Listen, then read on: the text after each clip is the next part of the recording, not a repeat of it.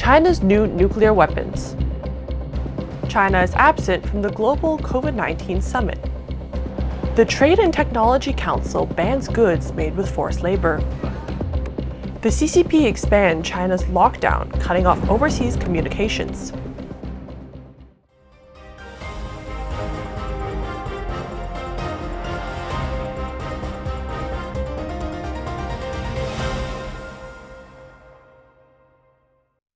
Welcome to Sound of Hope News. My name is Daniela Wolensack, and today is May 17th. Revealed satellite images show that the Chinese military is building new nuclear submarines, according to Taiwan's Central News Agency. The new class of submarine is equipped with a more advanced propulsion system than the current 093 version. Some speculate they will have a vertical launch system. Experts said the intent behind the reveal is to warn the U.S. about the consequences of selling weapons to Taiwan.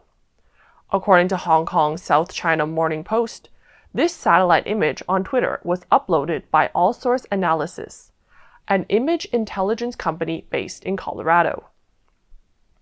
Another company, Planet Labs, also revealed satellite footage. This image shows a submarine at the dock of Huludao Port Shipyard in Liaoning Province between the end of April and the beginning of this month.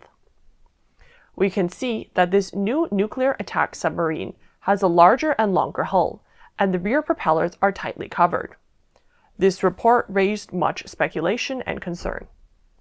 A China affair expert, Lie Jie, analyzed the differences between the new submarine and the ones currently in service. The submarine in the image is larger than the Type 093 submarine in service. However, its tonnage is still less than the 11,000-ton ballistic missile nuclear-powered submarine Type 094.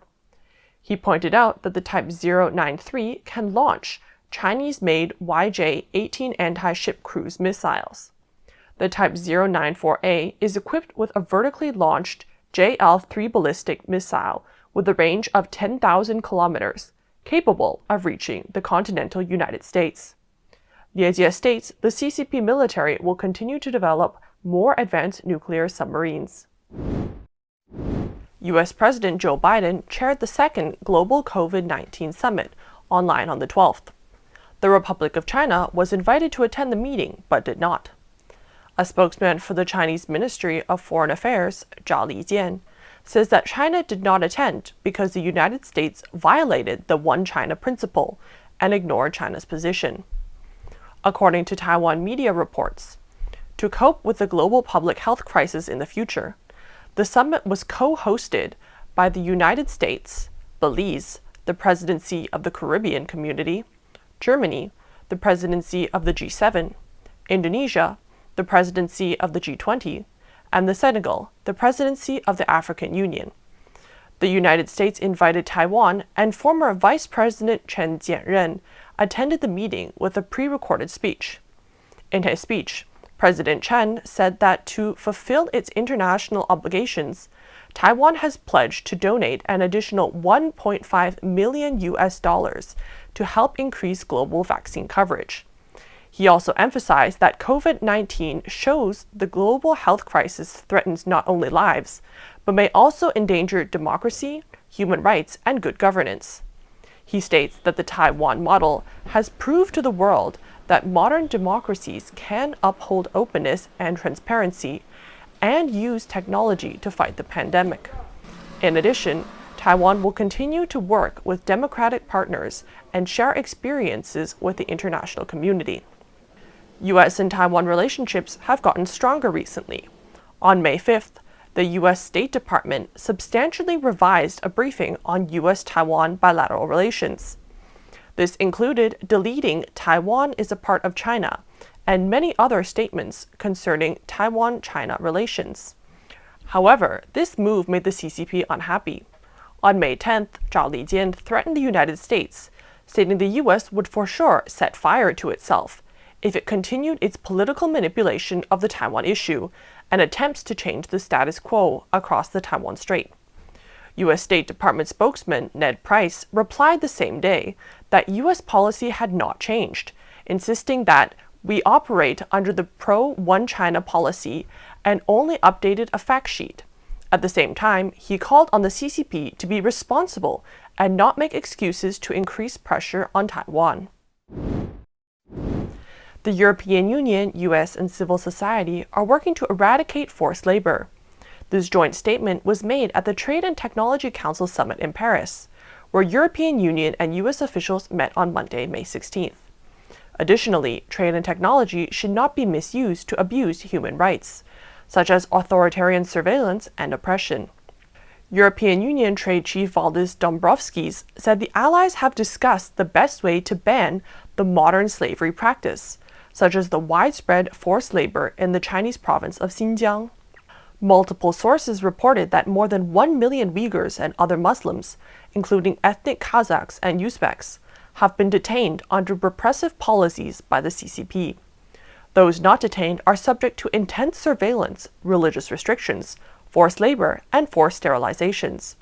However, the Chinese regime denied any allegations of forced labor. Last September, Brussels proposed a ban on the trade of goods made using forced labor, with XinJiang in mind. 2 months later, in November, the European Union extended human rights sanctions, including on 4 Chinese officials implicated in human rights abuses in the region. In response, Beijing retaliated with sanctions on European Union lawmakers, diplomats, and academics. Xinjiang's situation has become particularly challenging since then because the state is actively involved in preventing accurate reporting of the situation, according to a new report commissioned by the European Union Parliament and released this week. In January this year, United States Trade Representative Catherine Tai announced that eradicating forced labor is not just a moral imperative, but an economic necessity. Doing so also helps protect workers from unfair competition and raises global labor standards. She added, "I am committed to working with our trade partners to create a fair, rules-based international trading system, where the use of forced labor in traded goods and services, including forced child labor, becomes a thing of the past." According to the statement on Monday, the Allies are determined to defeat authoritarians who perpetrate human rights violations and abuses, engage in forms of repression, and undermine the security of other nations. The European Union's Commissioner for Competition and Digital Issues, Margrethe Vestager, said on Sunday, "There are things here that I think non-market economies will not like. There are things here, whether it's to use technology for blanket surveillance of their citizens, they will not like either." The Council planned to set up clear and legal rules for advanced technology, such as artificial intelligence 6G, so that they cannot be used as tools of repression and arbitrary or surveillance, coercion, and cyber threats. China's Immigration Bureau recently restricted Chinese citizens' ability to exit the country for non-essential reasons. There are also signs that China is cutting off its citizens' overseas communications and expanding the lockdown of the entire country. A screenshot published on IT Home, a major Chinese science and technology portal, showed a recent notice from the China Mobile Zhejiang company. The company was ordered by authorities to disable overseas calling functions in the name of preventing overseas phone scams. Users who need to make overseas calls need to pre-register. To confirm registration, they must send a specific text message before the 20th of this month. Otherwise, the overseas call function will be disabled.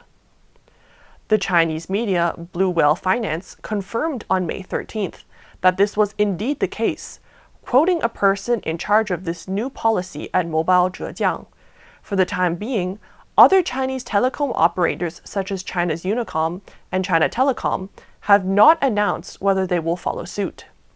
China's 3 major telecommunications operators have also quietly shut down the service of overseas messaging by default at the request of local governments in Hebei, Henan, and Jiangxi. Thank you for listening, and please remember to like, comment, and subscribe.